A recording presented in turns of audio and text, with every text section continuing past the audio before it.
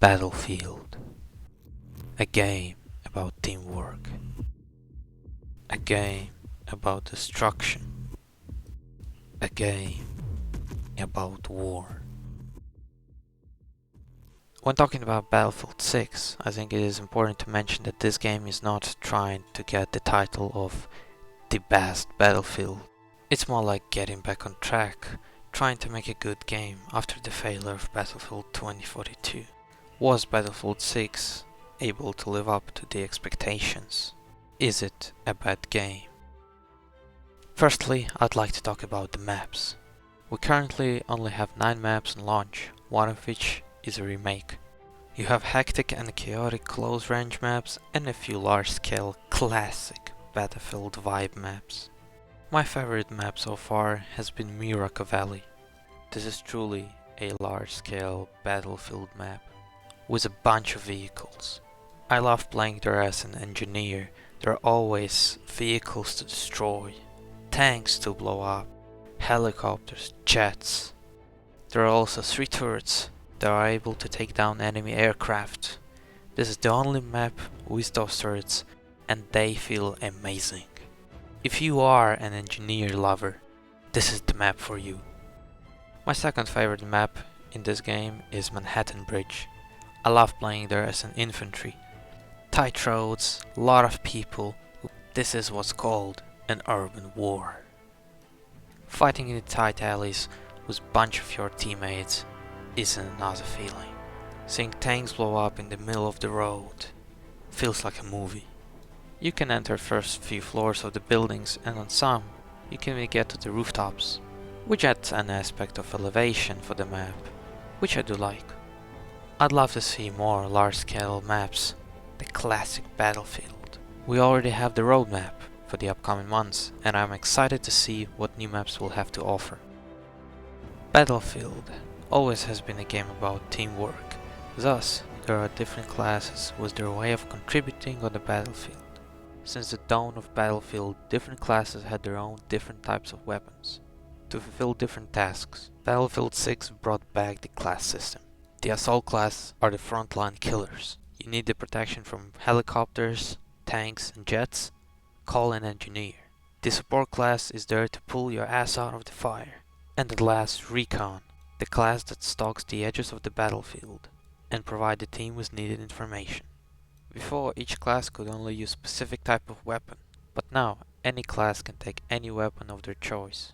I don't have the answer whether it's good or bad. We just gotta see how it plays out compared to the previous games of the franchise. Nonetheless, it is a big change to the formula. I've never been much of an assault or a sniper. I like to play as a medic and engineer. The role of a medic is to heal their teammates, provide them with heals and ammunition from the supply bag, and suppress the enemy fire. Medics specialize on LMGs, big, heavy machine guns. As I'm talking about medics, I want to mention 2 new features that are must-have from now on. First, whenever you revive your teammate now, you start dragging them. It allows to reposition your down teammates, taking them away from the hot zone and reviving them safely. Second feature, which everyone has, but tied to the medics, if now when you get revived, you can thank them with just a press of a button. I like this feature as it allows you to show appreciation to the medics while not being as complicated as in previous games. Second class I love playing as is Engineer. Engineers are tied to the support and the destruction of the vehicles. You have a blowtorch to repair the vehicles. Sometimes even blowtorch designed for repair can be deadly to the enemy vehicles, and the mines combined with RPGs to destroy them. Engineers specialize on SMGs, but often my primary weapon is the RPG, and I just can't tell you how satisfying it is when you blow up a tank or even a helicopter. The way the vehicles blow up is magnificent, absolute cinema.